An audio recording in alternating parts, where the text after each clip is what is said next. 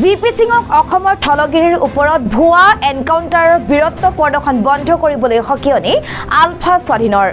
তিনিচুকীয়াৰ লাইপুলিত এনকাউণ্টাৰ কৰা পুষ্পাঞ্জলি গগৈ নামৰ মহিলাগৰাকীৰ সৈতে কোনো সম্পৰ্ক নাই বুলি স্পষ্টীকৰণ আলফা স্বাধীনৰ